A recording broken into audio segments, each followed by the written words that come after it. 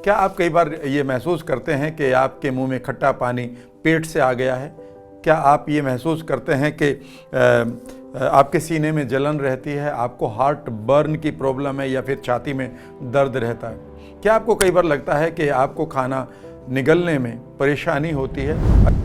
The inside story of our body's most underrated organ, यानी कि एक ऐसा ऑर्गन हमारे पास जिसके बारे में सबसे कम बात हुई है, जिसके बारे में सबसे कम जानकारी दी गई है, जिसके बारे में पूरा का पूरा जगत सबसे कम सीरियस है, और उसका नाम है गट।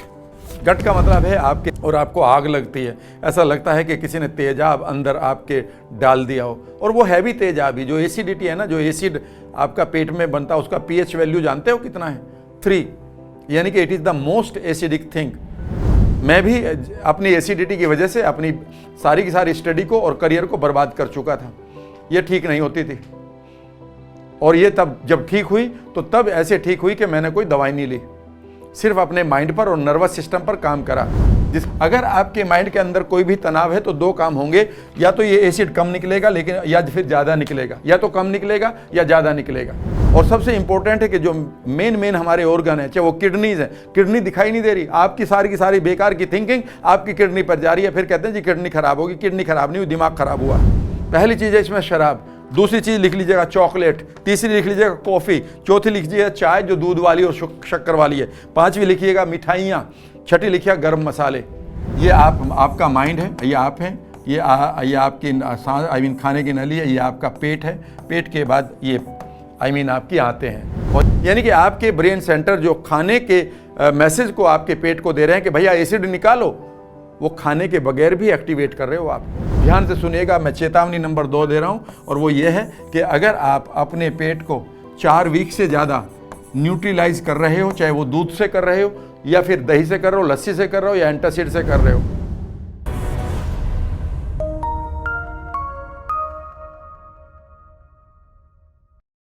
हेलो फ्रेंड्स, एक बार फिर आपका स्वागत है। और हम बात करेंगे कि जब हमें IBS होता है, जिसको हम कह सकते हैं कि पेट खराब होता है, तो हमारे बहुत सारे ऐसे लक्षण हैं जो हमें दिन रात परेशान करते हैं, और कई बार बहुत सारी दवाई खाने के बाद भी हमारे लक्षण ठीक नहीं होते। उन्हीं में से एक लक्षण है एसिड रिफ्लक्स, यानी कि जिसको आप कई बार लेमन लैंग्वेज में, साधारण भाषा में एसिड कहते हैं या एसिडिटी कहते हैं। क्या आप कई बार ये महसूस करते हैं कि आपके मुँह में खट्टा पानी पेट से आ गया है? क्या आप ये महसूस करते हैं कि आपके सीने में जलन रहती है, आपको हार्ट बर्न की प्रॉब्लम है या फिर छाती में दर्द रहता है? क्या आपको कई बार लगता है कि आपको खाना निगलने में परेशानी होती है? अगर ये सब प्रॉब्लम आपके पास चल रही है तो समझ लीजिएगा कि आपको IBS के एक पर्टिकुलर सिम्टम की प्रॉब्लम है, जिसको हम एसिड रिफ्लक्स कहते हैं। तो मैं आज इस बात यहाँ पर आपकी इस जानकारी के लिए इस वीडियो को बना रहा हूँ, और यह है एसिड रिफ्लक्स। सही बात तो यह है कि आज अब देखेंगे कि बहुत सारे लोगों को, वो ऐसा नहीं है कि ये एल्डरली लोगों को ही हो रहा है, बल्कि यंग लोगों को, यंग बच्चों को ये एसिड रिफ्लक्स की प्रॉब्लम हो रही है। हम इसी की बात आप करेंगे इसको। आप इसको करने से पहले यूँ समझिए कि मेरा इस वीडियो को बनाने का लक्ष्य ये है कि आपके बहुत सारे मैसेज मुझे मिले हैं जब से मेरे पॉडकास्ट को आप देख रहे हैं, डिफरेंट इंटरव्यूज़ को देख रहे हैं जगह जगह पर। तो आप जितने भी पॉडकास्ट में बना रहा हूँ वो इतने मीनिंगफुल स्टडी के बाद बना रहा हूँ कि लोग उसको लाइक भी कर रहे हैं और उससे फ़ायदा भी उठा रहे हैं।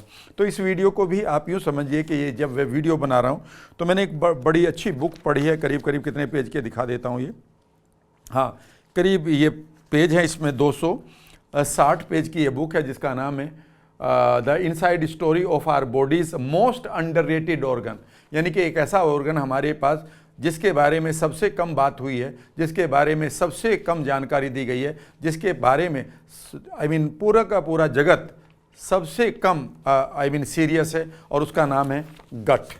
गट का मतलब है आपके मुंह से शुरू होता है, आपका इसोफेगस है, यानी कि आपके खाने की नली है, फिर पेट है, फिर छोटी आंतें हैं, फिर बड़ी आंतें हैं, और उसके बाद निष्कासन अंग हैं।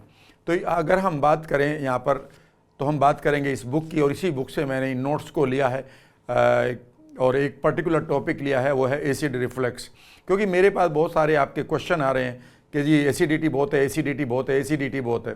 कई लोग कहते हैं सर मैं एसिडिटी में बहुत सारा मिल्क भी पी रहा हूँ पर बात नहीं बन रही है, और कई बार लोग कहते हैं कि मैं एसिड को कम करने वाली दवाई जिनको आप एंटासिड कहते हैं वो भी खा रहा हूँ। कई बार आप और बहुत सारे तरीके आजमा रहे हैं कि ये मैंने चूर्ण खा लिया है, ये मैंने पेट को साफ़ करने का कुछ और चूर्ण खा लिया है, और लेकिन बात बन नहीं रही है। इससे पहले आप समझेंगे, अगर आप इसे समझेंगे तभी आप इसको ट्रीट कर पाएंगे, और अगर नहीं समझेंगे तो समझ लीजिएगा कि जो आपकी परेशानी है वो बढ़ती चली जाएगी। और मुझे मालूम है कि मैं भी इसका शिकार रहा हूँ, एसिडिटी का, और स्पेशली एसिड रिफ्लक्स का शिकार रहा हूँ अपने बचपन में। बचपन नहीं कह सकते तो समझ लीजिए जब मैं टीनेज से लेकर और 20s तक मैं गया हूँ, 20 से फिर 30s तक का टाइम भी फिर ऐसा ही बीता है, और मैंने इसके पेन को झेला है। जब ये एसिड रिफ्लक्स आता है ना और आपको आग लगती है, ऐसा लगता है कि किसी ने तेजाब अंदर आपके डाल दिया हो, और वो है भी तेजाब ही। जो एसिडिटी है ना, जो एसिड आपका पेट में बनता है, उसका pH वैल्यू जानते हो कितना है? 3, यानी कि it is the most acidic thing. और उसके बाद अगर ये एसिड आपके उन अंगों पर पहुंच जाए जहां पर इसकी जगह नहीं है, आपके पेट में इसकी जगह है, पेट को कुछ ऐसी डिवाइन पावर मिली हुई है, ऐसी लाइनिंग मिली है, या ऐसा उसकी मसल्स हैं कि वहाँ पर अगर एसिड है तो वो बहुत अच्छा है। लेकिन इसके अलावा अगर वो एसिड अपने पेट को पार करते हुए ऊपर की तरफ आ जाए, यानी कि ईसोफेगस यानी कि खाने की नली की तरफ बढ़ जाए, तो समझ लीजिए यहाँ के लिए एसिड नहीं बना है, और ना ही यहाँ की सेल्स, ना ही यहाँ की मसल्स, या ना ही यहाँ की मांसपेशियाँ इस एसिड को हैंडल करने के लिए बनी हैं। और वो एकदम से सफ़र करती हैं मानो वो जल रही हो, और वो सेंसेशन फिर आपको दे दी जाती हैं और आप उसे तिल मिलाते हो। आज हम इसकी बात करेंगे। इस वीडियो को शुरू करने से पहले अगर आप किसी की हेल्प करना चाहते हैं तो इस वीडियो के बारे में आप बताएं या शेयर कर दें अपने ग्रुप में। और हाँ, अगर आप चाहते हैं कि मैं आपको कुछ फ्री वर्कशॉप भी दूं तो उसका लिंक मैं नीचे आपके लिए दे रहा हूं। वो फ्री वर्कशॉप है 2 घंटे की, कि कैसे आप अपने माइंड से लॉ ऑफ अट्रैक्शन को, मैनिफेस्टेशन को, या गॉड ऑफ मिरेकल्स को कैसे अवेकन करें। तो ये जो भी चीज़ मैं बता रहा हूँगा ये इस गट बुक से आई है, और ये जो भी चीज़ मैं बता रहा हूँगा मैं क्रेडिट देता हूँ पूरा का पूरा ऑनेस्टी के साथ। मैं इसका पूरा का पूरा श्रेय देता हूँ गुलिया एंडर्स को, जिन्होंने ये ब्यूटीफुल किताब लिखी है। मैं इसे दूसरी, तीसरी, चौथी बार ऑलरेडी पढ़ रहा हूँ या पढ़ चुका हूँ इनमें से कई बार। तो बात करते हैं एसिडिटी की। आप यूँ समझिए, जब आप एसिडिटी की बात करते हैं तो इस चीज़ को एक चीज़ के लिए समझिएगा। मान लेते हैं आप सीढ़ी चढ़ रहे हैं, मान लेते हैं आप सीढ़ी चढ़ रहे हैं, ठीक है ना। इस यहाँ से आपका पैर जाता है यहाँ पर, फिर आप यहाँ जाते हैं, यहाँ जाते हैं, यहाँ जाते हैं। पता है इन सीढ़ियों को कौन देखता है? इन सीढ़ियों को आपकी आंखें देखती हैं, ठीक है ना। और आंखों में क्या होती है? नर्व होती है, और ये नर्व आंखों से आंखें देखती हैं, और ये आंखें इस नर्व को बताती हैं कि मेरे पास कितनी दूरी पर एक सीढ़ी है या कितनी ऊंची है। Is that right? और ये जो नर्व है ये कहाँ जाती है? ये आपके माइंड के पास जाती है। और माइंड क्या करता है? माइंड इसको कैलकुलेट करता है कि हमें कितना ऊंचा पैर उठाना है या कितना लंबा पैर उठाना है, और ये माइंड आपकी लेग्स को इंफॉर्मेशन देता है। Is that clear? और ये इंफॉर्मेशन भी नर्व के द्वारा दी जाती है। यही हमारा नर्वस सिस्टम है। यानी कि इसका मतलब यह है कि आंखों ने देखा है और ये इंफॉर्मेशन पैरों तक गई है और आप इस सीढ़ी को पार कर लेते हैं। लेकिन खुद सोचिएगा कि आंखों की नर्व ने इस इंफॉर्मेशन को गलत लिया है, यहाँ पर कोई मिस्टेक हो गई है। यानी कि आप यूँ समझिए, या तो आपकी आंखों का परसेप्शन यहाँ पर गलत है, या फिर ये नर्व सिस्टम गलत हो गया है, और ये इंफॉर्मेशन आपके माइंड को यहाँ पर दी जा रही है। तो आप समझिएगा कि जो माइंड परसीव नर्व से कर रहा था, वही इंफॉर्मेशन इस नर्व से यहाँ देगा, और आप क्या करेंगे? आप लड़खड़ा जाएंगे। यानी कि आप स्टम्बल करेंगे, आप लड़खड़ा जाएंगे। क्लियर है? आप इस चीज़ों को समझ सकते हैं। अगर आप इस चीज़ को समझ गए तो समझ लिया आपने आधी बीमारी के बारे में जान लिया। ये भी हो सकता है कि आई की नर्व ठीक हो, आई ने ठीक परसीव किया हो, और ये नर्व भी बिल्कुल ठीक है, ये ओके है, लेकिन यहाँ पर माइंड का जो परसेप्शन है, माइंड के लेवल पर वो गलत हो गया हो, और फिर आप उसने उसी नर्व से उस गलत इन्फॉर्मेशन को लेग्स को दे दिया हो, और लेग लड़खड़ा गई हो, और ऐसे में आदमी गिर जाता है। या फिर ये नर्व बर्बाद हो गई हो, कुछ ना कुछ तो हुआ होगा ना, तभी तो ये बात हुई है। कई बार हम कहते हैं ना कि यार उसका नर्वस सिस्टम खराब हो गया, उसको ऐसी बीमारी हो गई जिसको न्यूरॉन्स जो है ना नेटवर्क नहीं बना रहे, और उसके पैर खराब हो गए। ऐसे में मुझे एक बात बताओ, पैरों का इलाज करोगे क्या? आप कहेंगे नहीं, हो रही नहीं बात। तो अगर हमारी प्रॉब्लम यहाँ है तो यहाँ पर ठीक करेंगे, यहाँ है तो यहाँ ठीक करेंगे, यहाँ है तो यहाँ ठीक करेंगे, और यहाँ है तो यहाँ ठीक करेंगे। लेकिन अधिकांश लोग इस बॉडी को मशीन की तरह कहते हैं कि भाई पैर ठीक नहीं पड़ रहा, तो जो पैरों को ठीक करते हैं, भाई लेग में कोई प्रॉब्लम नहीं।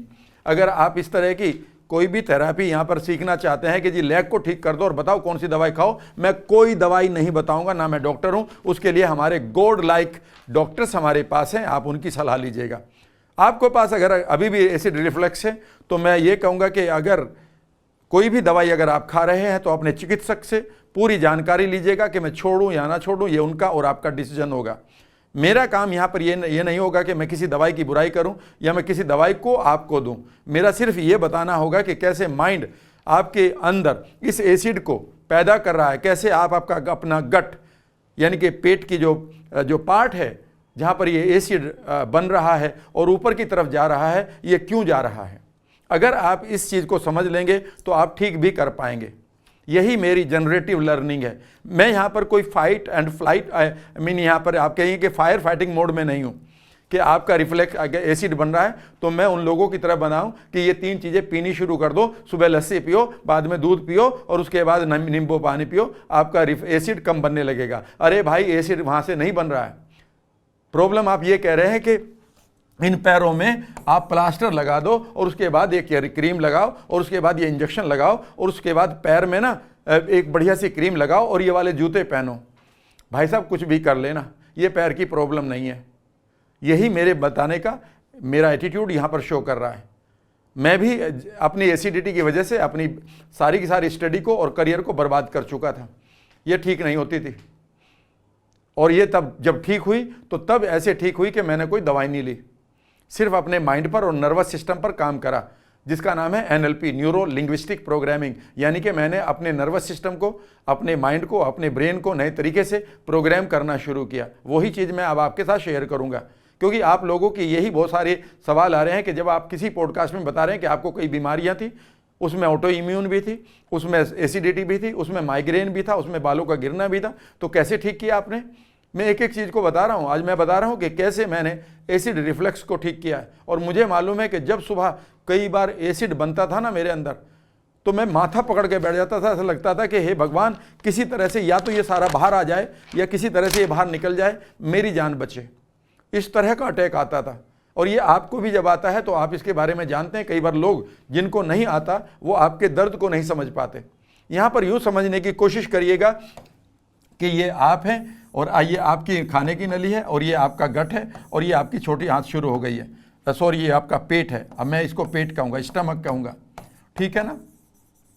और ये स्टमक में एसिड रेन के आप समझ लीजिएगा कि यहाँ पर सेंसर लगे हैं बहुत सारे, और इस पेट के अंदर ये डिवाइन पावर है कि ये एसिड यानी कि हाइड्रोक्लोरिक एसिड बनाए।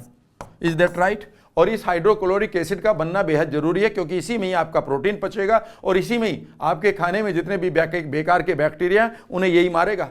अगर ये बैक्टीरिया नहीं मरे और आपकी छोटी आंत में चलेगा और वहाँ से फिर आपके ब्लड में चलेगा तो एक्ने होंगे, आपको बेकार के सिर में बाल गिरेंगे, आपकी स्किन डिजीज होगी और आपकी इम्यूनिटी प्रॉब्लम बढ़नी शुरू हो जाएगी। उनकी बात बाद में करेंगे, नहीं तो मैं फिर उस रास्ते से भटक कर बहुत दूर तक चला जाऊँगा। बात इसकी करते हैं। एक एक चीज़ जो मैंने आपके लिए बनाई है वो मैं यही बता रहा हूँ। याद रखिएगा, इसमें गड़बड़ ये हुई है कि यहाँ पर ये आप है और ये आपका माइंड है, और माइंड से एक नर्व यहाँ तक आती है, जिस नर्व के बारे में मैंने एक वीडियो भी बनाई है, इससे पहले देख लीजिएगा। वो बेसिक वीडियो बनाई है, उसके बारे में भी मैं बहुत सारी सीरीज चलाऊंगा। उसका नाम वेगस नर्व है, पर हम यहाँ पर नर्व की बात करते हैं। और ये 2 तरह से चलती है कि ये माइंड से बॉडी स्टमक तक आती है और एक नर्व आपके स्टमक से फिर माइंड की तरफ जाती है। यानी कि ये 2 वे हाईवे है, नर्व एक ही है। हाँ, जब ये ब्रेन माइंड से नीचे की तरफ अपने इंफॉर्मेशन को लेके आती है तो यहाँ पर इसके पास जो न्यूरॉन्स हैं, यहाँ पर जो इसकी सेल्स हैं वो 20% ही काम करती हैं, और या आप ये कहें कि इसके पास वो 20% सेल हैं जो ब्रेन के मैसेज को बॉडी को देती हैं, यानी कि स्टमक को देती हैं। ये 20% ही हैं, और इनको हम इफेरेंट मैसेज कहते हैं, या इफेरेंट सेल कहते हैं, या इफेरेंट न्यूरॉन कहते हैं, या इफेरेंट इंफॉर्मेशन कहते हैं। प्रॉब्लम पहले ये आ गई भाई साहब कि आपके माइंड में यहाँ पर पेनफुल मेमोरी है, यहाँ पर आपके पास ट्रॉमाज हैं, यहाँ पर आपके पास एंग्जाइटी भरी पड़ी है, यहाँ पर आपके पास पास्ट की ट्रॉमा भरे पड़े हैं, यहाँ पर ग्रीफ भरा पड़ा है, यहाँ पर फेलियर भरे पड़े हैं, और इनकी वजह से आपके माइंड में हमेशा एक नेगेटिव थिंकिंग चल रही है। और इस नेगेटिव थिंकिंग के कारण आपको पता है कि ये जो यहाँ पर जो ये मसल है इसे वॉल्व कहते हैं, ये वाल्व है एक, ठीक है ना, ये वॉल है। इस वॉल का काम क्या है कि यहाँ पर जो ये एसिड है ये ऊपर नहीं जाना चाहिए, क्लियर है। और याद रखिएगा इसका जो कंट्रोल है वो आपके माइंड के हाथ में है, और वो माइंड यहाँ से इस इंफॉर्मेशन को दे रहा है। माइंड के काम इसी के ऊपर नहीं है, बल्कि माइंड का काम आपके स्टमक के ऊपर भी है।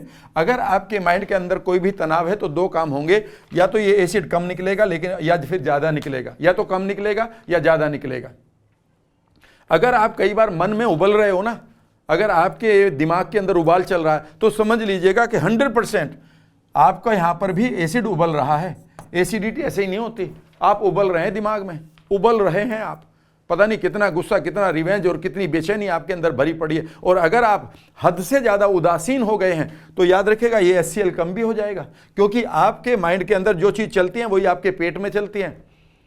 Your gut is mirroring your mind, आपका गट हमेशा मिरर कर रहा है, दर्पण बना हुआ है आपके माइंड का।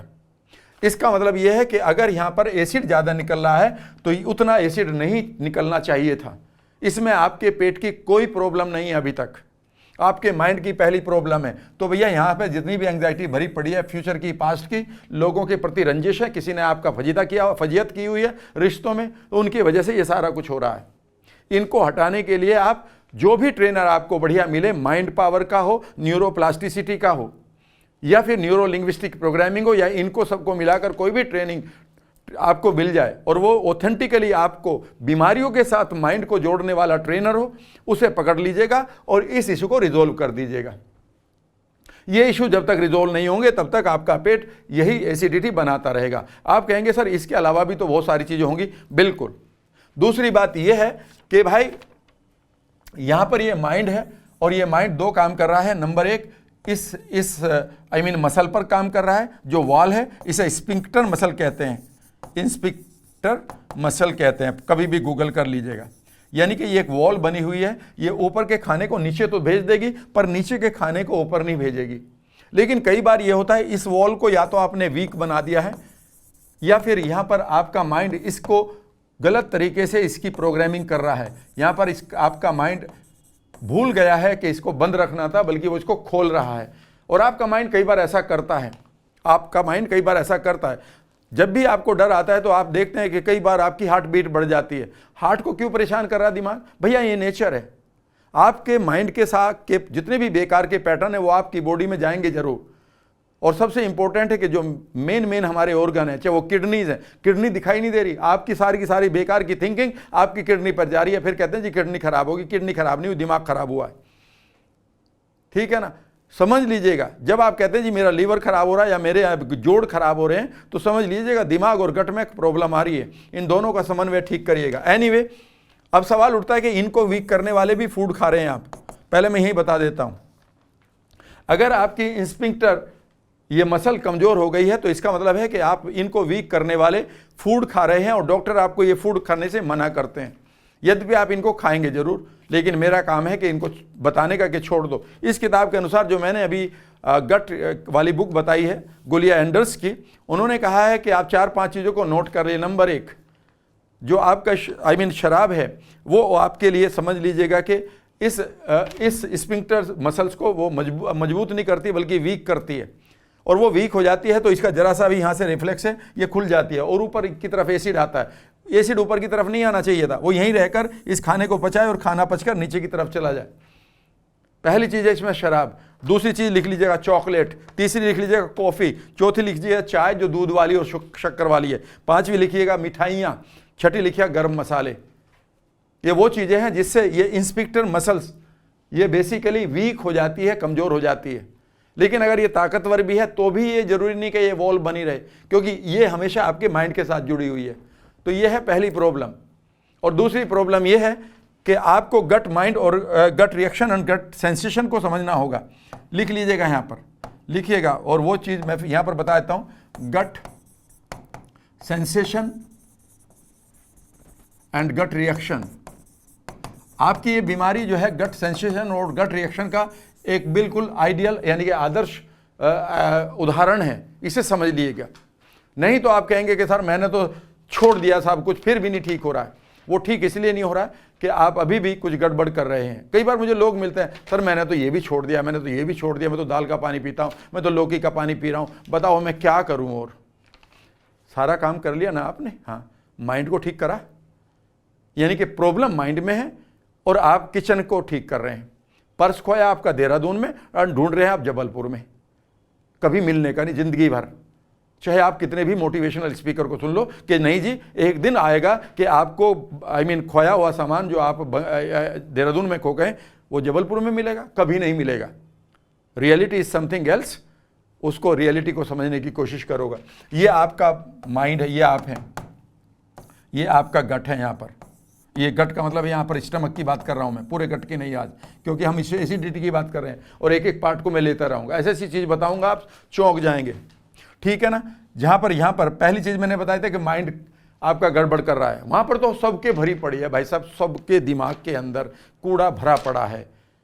हमारे बच्चे के मार्क्स कम आए हैं, हमारे बच्चों को सैटरडे की अंग्रेजी अभी नहीं पूरी या स्पेलिंग याद नहीं हुई, हमारी कार छोटी रहेगी, आज मुझे फेसबुक पर किसी ने लाइक नहीं किया, आज मेरे हस्बैंड ने मुझे बड़े प्यार से आलिंगन नहीं किया, आज मेरे सास ने मेरी तरफ को गलत तरीके से देखा, आज मैं जिस साड़ी को बांध कर बाहर निकली थी वो मेरी देवरानी जेठानी ने भी वही बांध रही, वो मुझे लाइक नहीं करते। पता नहीं क्या मसले बना रखे हैं और जल रहे हैं लोग दिमाग में, और फिर पेट उनका उसी को मिरर कर रहा है। हंस लिया करो, कभी हंस लिया करो, अपनों में बैठकर हंस लिया करो, जहाँ भी अकेले जाओ नाच लिया करो, कूद लिया करो। कई बार बिना मतलब भी नदी किनारे जाकर चुपचाप ही बढ़िया गाने गाया करो और कई बार चिल्लाकर हंसा करो। ये दुनिया तुम्हें समझ लीजिए, नहीं तो यहाँ पर ये भरा रहेगा, कुछ नहीं होने का। समझिए, अब समझ लीजिएगा गट सेंसेशन और गट रिएक्शन की बात समझ लीजिएगा। सबसे पहले यहाँ पर आपने इसके अंदर जो सेंसर लगे हैं, ये सेंसर हमारे ट्रेंड हो चुके हैं नेगेटिव रहने के लिए।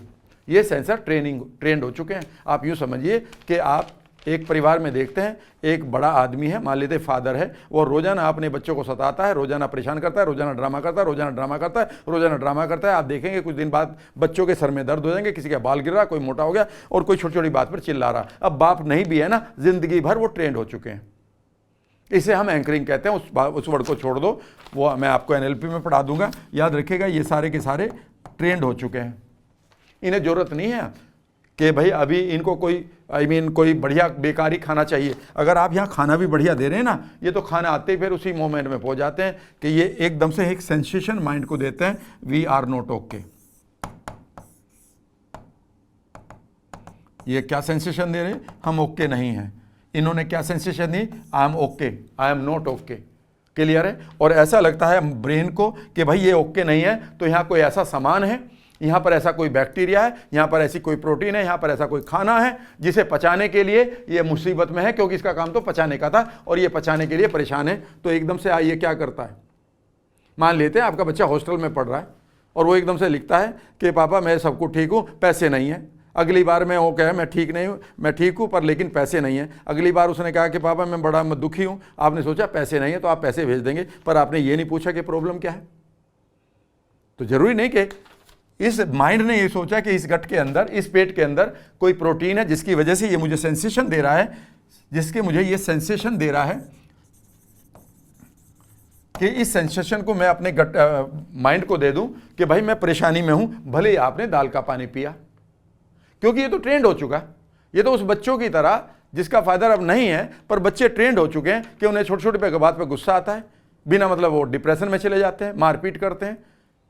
अब वो सही माहौल में भी उनको रख दोगे ना तो 10-20 साल लेंगे ठीक होने में। सब ये तो समझ गए ना। तो आपको मैं 10-20 साल तो मांग नहीं रहा हूं, इनको तो मैं ये तो माइंड से ठीक हो सकते हैं, विजुअलाइजेशन से और मेडिटेशन से ठीक हो जाएंगे। ये भी मैं आपको बताने जा रहा हूं इस वीडियो में। और क्या चाहिए, ठीक है जी। ये होगी आपकी गट सेंसेशन, यानी कि आपके गट ने ये सेंसेशन कहां भेजी, आपके 86 बिलियन ब्रेन सेल्स को, और इमीडिएटली आपके ब्रेन ने, आपके माइंड की इन सेल्स ने एकदम से कैलकुलेट किया कि भाई हमारा जो स्टमक है इसका काम क्या है। सबने कहा इसका काम है एसिड को डेवलप, जो भी वहाँ खाना है जिसकी वजह से ये परेशान है उसे पचाना। तो माइंड जानता है उसे पचाने के लिए क्या चाहिए, हाइड्रोक्लोरिक एसिड। यस और नो, आप कहेंगे हाँ जी। तो ये एकदम से क्या करेगा, ये इसको उल्टा सेंसेशन भेजेगा। सेंसेशन इस समय ये फिर इसको सेंसेशन भेजेगा, क्या भेजेगा, सेंसेशन। और वो ये कहेगा टेक योर स्टैंड, आप अपना काम करो जो करना है।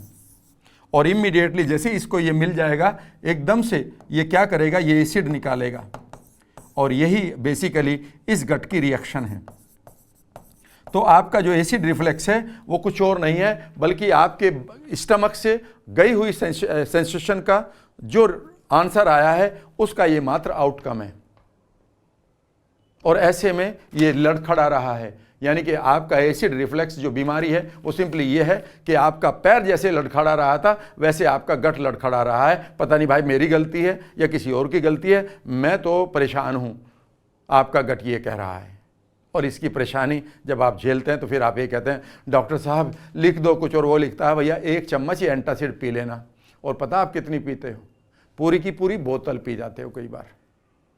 मैं एक आदमी को जानता हूँ, अब जानता था ही कहूँगा, वो मेरे से कम उम्र के थे। और आगे की कहानी बताते हुए मुझे बहुत दुख हो रहा है, क्योंकि वो मेरे दोस्त के भाई थे। उन्होंने अपने गट को इतना ख़राब कर लिया था, ना तो वो किसी की सुनते थे, गुस्सा उनके साथ अथाह था, ना वो कभी हमारी सुनते थे। और बस वो एक ही बात कहते थे कि जी पूरा एंटासिड मैं एक बार में पीता हूँ, मेरा तो कुछ नहीं बिगड़ता। और उसके बाद जो बिगड़ा है वो कभी वापस नहीं हुआ। और यहाँ हो गया कि वो एक दिन ऐसा हुआ कि वो उसके सामने अपने जीवन को पूरा समाप्त कर दिया, यानी कि ही इज़ नो मोर। मैं ये कह रहा हूँ कि सबसे पहले चीज़ों को समझने की कोशिश करें। तो आपका एसिड रिफ्लेक्स या तो माइंड से गट पर जा रहा है या गट से माइंड पर जा रहा है, और फिर माइंड इसको कह रहा है कि तुम अपना काम करो। Is that clear? और मैंने आपसे ये भी कहा है कि जो आपकी स्फिंक्टर मसल है उसे भी स्ट्रॉन्ग कर लो। अब मैं आपके साथ कुछ और चीज़ें करता हूँ, बताता हूँ। दूसरी चीज़ ये है कि ये आपका माइंड है, ये आप हैं, ये आपकी खाने की नली है, ये आपका पेट है, पेट के बाद ये आपकी आंतें हैं। और इस यहाँ पर बेसिकली जब यहाँ पर खाना आपका पच रहा, इसमें खूब सारा एसिड मिलाया जाता है और ये वाल्व बंद हो जाती है, तो यहाँ पर मैक्सिकन वेव आती है। मैक्सिकन वेव देखी ना, कई बार आप देखते हैं ना, वो किसी स्टेडियम में लोग खड़े होते हैं ऐसे, ये मैक्सिकन वेव होती है, लोग ऐसे चलते हैं, ठीक है ना। इसी तरह की वेव यहाँ पर आती है, यानी कि इधर से बंद हुई फिर ऐसे ऐसे चलती हुई, ये मैक्सिकन वेव। यानी कि ये मैक्सिकन वेव आपके पेट से चलकर आगे की तरफ चलनी चाहिए, और ये मैक्सिकन वेव आपकी बड़ी आंत तक जानी चाहिए। इसी मैक्सिकन वेव के कारण हमारा खाना बड़ी आंत तक जाता है, और इसी मैक्सिकन वेव के कारण वो बाहर भी आता है, जिसको कॉन्स्टिपेशन या नॉन कॉन्स्टिपेशन भी कहते हैं, ठीक है। कि जब नहीं आता तो उसके बारे में अलग वीडियो बताऊंगा। याद रखिएगा, जब आपका माइंड कंफ्यूज हो या फिर आपका गट गलत इंफॉर्मेशन यहाँ देकर इस मैक्सिकन वेव को स्लो कर देता है या इसको बंद कर देता है, फिर आप कहते हैं जी मैं आपकी अपनी नाभि को ठीक करवाने जा रहा हूँ क्योंकि मैक्सिकन वेव नहीं बन रही है। और ऐसे में कई बार ये वापसी में जैसे ये दबेगा यहाँ से, तो ये आगे नहीं जा रहा बल्कि ऊपर की तरफ चला जाएगा, इस वॉल्व को तोड़ते हुए नहीं, ढीला करते हुए, क्योंकि वॉल्व ये कमज़ोर हो जाती है आप ही की आदतों के कारण। चॉकलेट खाई खूब, शुगर खाई, मिठाइयाँ खाई, क्योंकि नया काम कर रहे हो तो मीठा तो खाना ही पड़ेगा, कोई त्यौहार करे तो मीठा तो खाना ही पड़ेगा। तो वही वाली बात है, एक आदमी अपने घर के बाहर निकला, बाहर एक छिलका पड़ा था केले का, कहता यार आज फिर फिसलना पड़ेगा। ये रिचुअल है क्या? ठीक है ना। तो आप अच्छे खाने को भी तो खा सकते हैं, लेकिन नहीं, वो कहते हैं नहीं साहब बाद में कर लेंगे, आज तो खाने का मौका है तो खाते हैं। चलो खा लिया करो, लेकिन ठीक कर लिया करो। अब सवाल उठता है कि साहब इतनी सारी चीज़ें बता दी और इसमें अब इलाज क्या है? मैं आपको बताऊं, आपके लिए एक तो डिवाइन इलाज अपने आप चलता है, एक है आपका डिवाइन ट्रीटमेंट, डिवाइन क्योर। कभी इसके बारे में आपने सुना? आपको पता है नहीं, किसी ने पता है आपको? दिन में करीब 1000 बार आपने सलाइवा को, 1000 से कुछ थोड़ा ज़्यादा है, अपने सलाइवा को निगलने का मौका मिलता है। जब आप सलाइवा को बार बार निगलते हो, याद रखिएगा यही एक खूबसूरत प्रक्रिया है। तो इसका मतलब है इस प्रक्रिया को चलाए रखो, और इस प्रक्रिया को चलाने के लिए आपको हाइड्रेटेड रहना पड़ेगा। और दूसरा, बार बार बिना मतलब थूका मत करो बाहर, इसे अंदर जाने दो। जब ये अंदर जाता है तो 2 काम होते हैं। नंबर 1, आपका जो खाने की नली है जिसको ईसोफेगस कहते हैं, वह क्लीन हो जाती है, उसका क्लीन होना जरूरी है। अगर वो क्लीन नहीं होगी तो वहाँ पर बैक्टीरियल इन्फेक्शन हो सकता है, और वो बैक्टीरियल इन्फेक्शन अगर आपके इसोफेगस में होगा तो आप कुछ भी खाएंगे वो अचानक ऐसा लगेगा कि भाई साहब बहुत इन्फेक्शन हो चुका है। वहाँ पर कोई भी ऐसी सेल नहीं होनी चाहिए जो कैंसर पैदा करे या कोई भी बैक्टीरियल या फंगल इन्फेक्शन हो।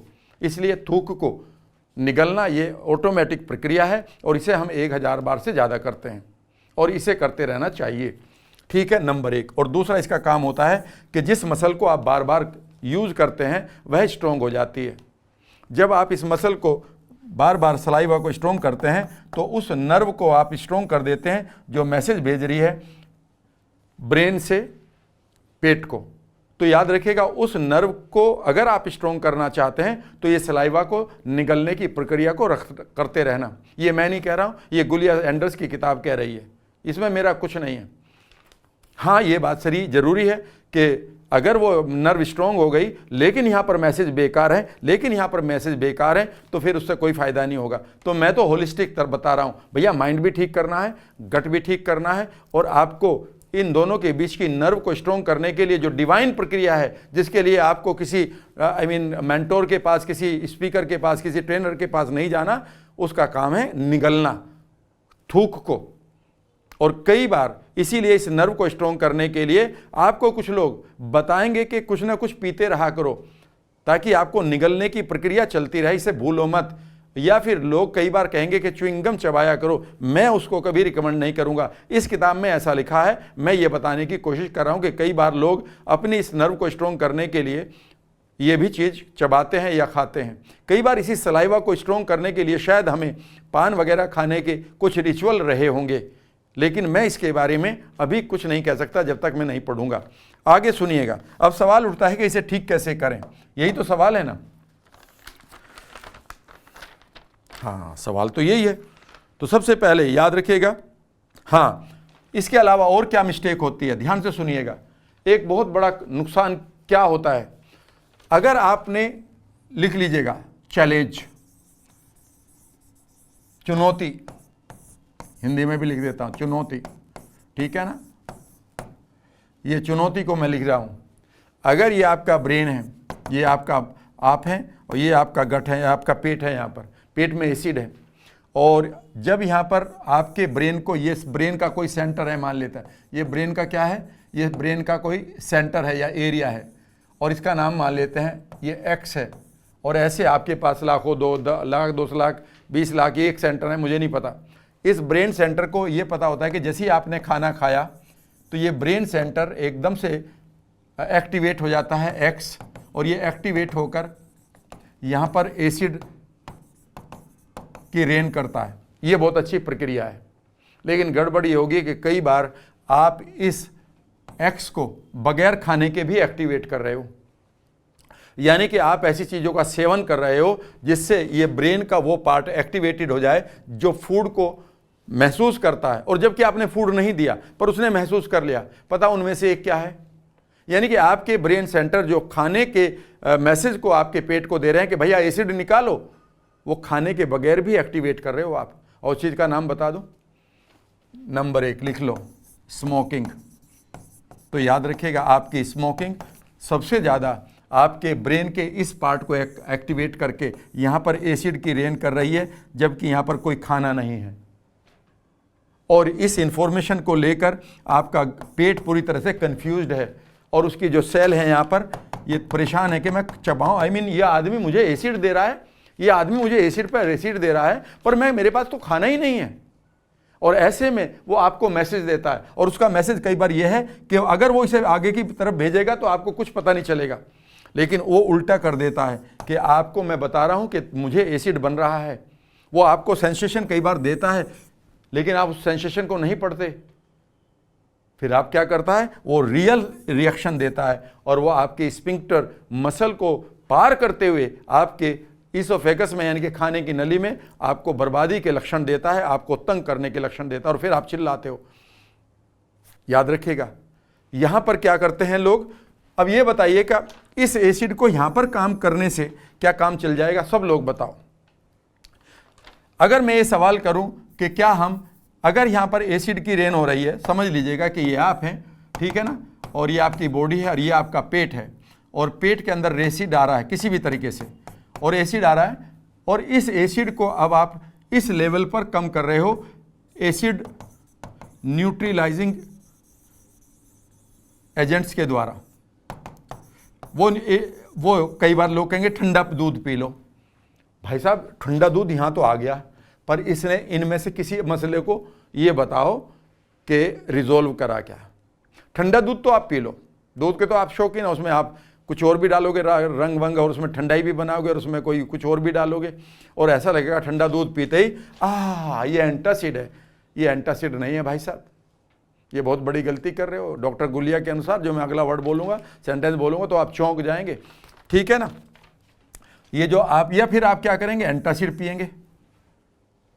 ये एक आध बार की कोई प्रॉब्लम नहीं कि भाई आपको एक आध दिन बन गया, महीने 2-4 महीने में आपने इसको न्यूट्रलाइज कर लिया, लेकिन आपको पता है कि ये मेरा लोकल बिहेवियर की वजह से होगा कि भाई मैं प्लेन में जा रहा था, वहाँ पर मैंने अनवांटेड खाना खा लिया, अनवांटेड से स्पाइस आ गए मेरे लिए जो फेमिलियर नहीं थे, या मुझे ऐसी जगह पर फटाफट मुझे पेट में कुछ खाना था कि मीटिंग थी और मैं एक प्रॉपर खाना नहीं खा रहा था और थोड़ा सा एसिड बन गया, तो कोई बात नहीं, आप इसे लोकल लेवल पर ठीक कर सकते हो। लेकिन अगर ध्यान से सुनिएगा, मैं चेतावनी नंबर 2 दे रहा हूं, और वो ये है कि अगर आप अपने पेट को 4 वीक से ज़्यादा न्यूट्रलाइज कर रहे हो, चाहे वो दूध से कर रहे हो या फिर दही से कर रहे हो, लस्सी से कर रहे हो या एंटासिड से कर रहे हो, यह बहुत खतरनाक है।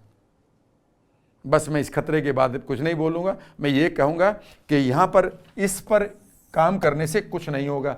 अगर थोड़ा बहुत मसला है लोकल तो कर लीजिएगा, लेकिन अगर 4 वीक से ज़्यादा हो गए हैं तो भाई साहब आप इस समय खतरे में हैं। ये मैं नहीं कह रहा हूँ, ये इस किताब का टॉपिक कह रहा है जो मैंने इसमें से बनाया। फिर और क्या करें, मैं ये भी आपके साथ शेयर कर देता हूँ। तो अब क्या करें, पहला काम करना शुरू करें। Now how to cure acid reflux, और मेरे से इससे अच्छा कोई नहीं बता सकता क्योंकि मैं इसका पेशेंट रहा हूँ। कभी मेरे गांव में चलना, मेरे बड़े भाई से पूछ लेना कि भैया इसको एसिडिटी होती थी क्या, कितनी बार ये नजफगढ़ तो, और कितनी बार ये देहरादून तो, और कितनी बार ये फलां वैद्य के पास गया है बचपन में, क्योंकि मैं इसकी परेशानी से गुजरा हूँ, ठीक है ना। नंबर 1, आप अपने माइंड को रेस्ट मोड में लाना सीखिए, और दूसरा है आप अपने गट को डाइजेस्ट मोड में लाना सीखिए। और ये दोनों काम एक तरह से होगा कि सबसे पहले आप अपने माइंड के जो इश्यूज़ पड़े हैं आपके पास, उनको आप रिजोल्व करें, उनका समाधान करें। उसमें पास्ट की पेनफुल मेमोरी है आपके पास, उसमें आपके पास फ्यूचर की एंग्जाइटी भरी पड़ी, अब क्या होगा मेरे बच्चों का। उसमें प्रेजेंट के आपके पास रिलेशनशिप इशू पड़े हैं कि ये आदमी मेरी लाइफ में आ गया, ये मेरा दिमाग ख़राब कर रही है या कर रहा है। आपके पास पुअर सेल्फ इमेज आ गई कि भाई मैं क्या करूं, लोग मेरे से आगे। आपके पास बहुत सारे फियर्स पड़े हैं, फोबियाज़ पड़े हैं, और यहीं पर आपके पास बहुत सारा डिप्रेशन और एंग्जाइटी भरी पड़ी है। जब तक ये ठीक नहीं होगी, याद रखिएगा, आपका माइंड बगैर आपसे पूछे आपके गट को जैसे ही वो खाना खाएगा, वो सो साफ सी बात है, आँख तो खुली हुई है पर नर्व जो है गलत इन्फॉर्मेशन माइंड को भेज रही है, माइंड तो गलत इन्फॉर्मेशन ही लेग को भेजेगा। यही वाली हालत हो रही है कि जब माइंड के पास ये सारे इशू पड़े हैं तो माइंड आपकी इन्फॉर्मेशन को कैसे फर्स्ट हैंड में लेगा। वो तो एकदम से ये कहेगा कि ये एक और ख़तरा आ गया, और वो फाइट फ्लाइट मोड में आपके गट को या तो लो हाइड्रोक्लोरिक एसिड का शिकार बनाएगा या हाई का, और हाई की मैं बात कर रहा हूँ। पहला तो काम ये करें, ठीक है ना, पहला तो काम ये करें, और इस काम को करने के लिए आपको मैं लिंक दे रहा हूं, उस पर आइएगा, फ्री वर्कशॉप जितने भी कर सकते हैं आप करिएगा। दूसरा काम करिएगा, नंबर 1, ये तो हो गया माइंड का रेस्ट। दूसरा है कि आप अपने गट का ध्यान रखें, और गट का 2 तरह से ध्यान रखेंगे। नंबर 1, आप उसको जो फूड है उसको चेक करेंगे, और मैं नहीं बताऊंगा आपके फूड को कि आपको क्या चाहिए। कई बार मैंने देखा कि डाइटिशियन से लोग डाइट लिखवाते हैं। अरे भाई तुम खुद सोच के देखो यार, तुम्हारे हाथ की लकीरें तुम्हारे बेटे के हाथ की लकीर से अलग है, तुम्हारा डीएनए, तुम्हारे जेनेटिक एक्सप्रेशन आपके बच्चे के इवन जेनेटिक एक्सप्रेशन से अलग है। तुम्हारे भाई, तुम्हारा भले ही ट्विन हो, उतनी ही उम्र हो, उतना ही सब कुछ हो, दोनों की एक डाइट नहीं हो सकती, दोनों का एक डाइजेशन नहीं हो सकता, दोनों का एक सोच नहीं हो सकती, दोनों की जीन एक नहीं हो सकती। दोनों की एक डाइट कैसे लिखता है कोई आपको?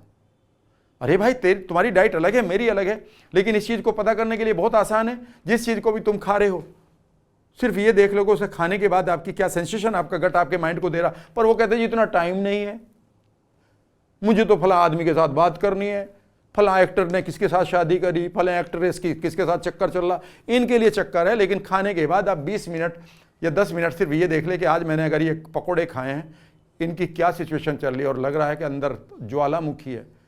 और जब आपने सलाद खाई है, फ्रूट्स खाए हैं, उसके साथ फाइबर भी खाया है, और वो भी भूख रख के खाया, तो ऐसा लग रहा है कि आप मैराथन करने लगो। किसी से प्यार करो, किसी से बात करो।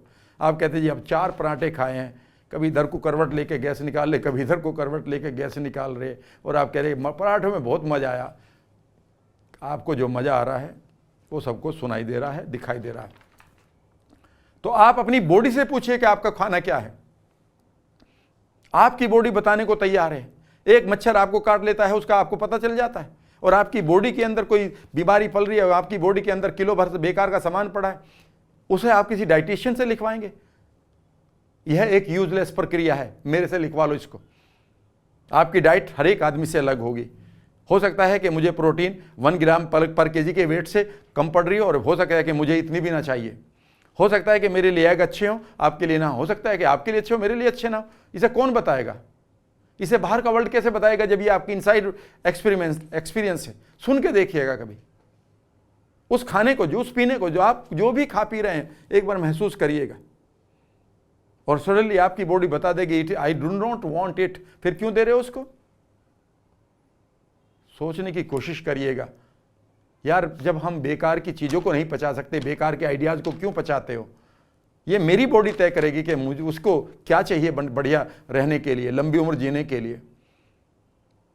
ये मेरी बॉडी ने मुझे बता दिया चने की रोटी खाया कर, ये मुझे बता दिया टिंडे खाया कर, ये बता दिया लौकी को बढ़िया तरह से खाया कर, मुझे बता दिया खूब छिलके वाले फल खाया कर, मुझे बता दिया खूब बढ़िया तरह से मौसम भी 6-7 सुबह सुबह खा लिया कर, पचा के इतना सारा फाइबर खाता हूँ, कम से कम 50 ग्राम फाइबर चाहिए मेरे बैक्टीरिया को। मेरी बॉडी ने बता दिया कि अब तो साबुन छोड़ दिया ना, अब बीमार नहीं पड़ेगा। लोग पूछ रहे फिर साबुन की जगह क्या लगा, तो कुछ भी नहीं लगा था, पानी डालता हूँ फिर रगड़ता हूँ, फिर पानी डालता हूँ फिर रगड़ देता हूँ, और टॉवल से 2 ही तो टॉवल चाहिए। समझने की कोशिश करो, आप अपने वर्ल्ड को खुद ऑब्जर्व करो, उसके मालिक खुद बनो। If you are not the doctor of your own body then you are a fool. मैं ये नहीं कह रहा हूं कि आप बहुत बड़ी बीमारियों को बिना मतलब अपनी सेल्फ मेडिकेशन करें, लेकिन आप बगैर मेडिकेशन के भी इनसाइड देखना शुरू करें। एनीवे, गट को पहला काम होगा फूड, और दूसरा है मेडिटेशन, जिसका नाम है क्वालिटी रिकवरी मेडिटेशन, और जिसका मैं कहता हूं quality recovery time. Quality recovery time दे अपने गट को, और ये क्वालिटी रिकवरी टाइम भी 2 तरह से दिया जाएगा। नंबर 1 ऑटोफेजी, यानी कि आप ऑटोफेजी करें। फैजी की स्पेलिंग में PHY बनता है, PH। ऑटोफेजी का मतलब, और या फैजी का मतलब है कि आप लंबे समय तक अपने पेट को शांत रखें, उसे कुछ भी खाने को ना दें, एक बिस्किट भी नहीं, थोड़ा बहुत पानी ले सकते हैं। कम से कम आप वीक में 2 बार ऐसा रखें कि आप 18 से 19 घंटे का फास्टिंग रखें, और रोजाना कम से कम 14 घंटे का फास्टिंग रखें।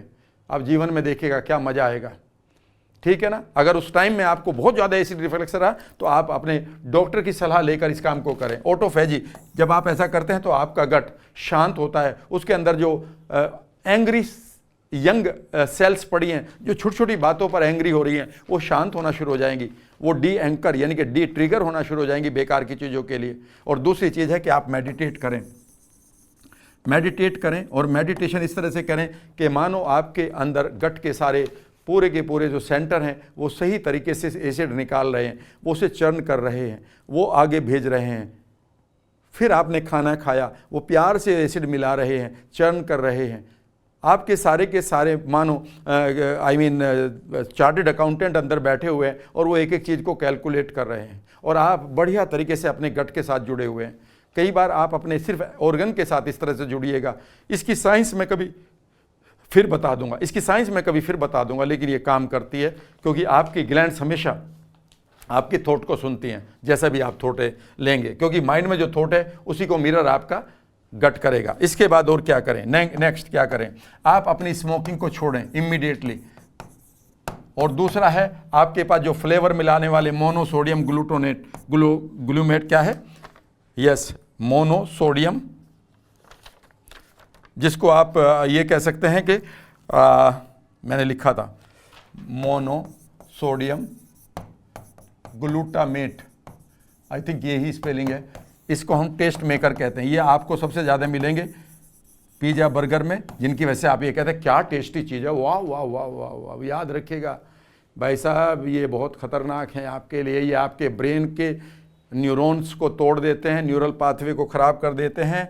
इन दोनों चीज़ों से बचिएगा, क्योंकि ये आपके माइंड के अंदर वही एक सिचुएशन क्रिएट कर देते हैं मानो खाना, आपके खाने वाले जो सेंटर हैं वो एक्टिवेट हो जाएंगे और ठक से एसिड डालना शुरू कर देंगे।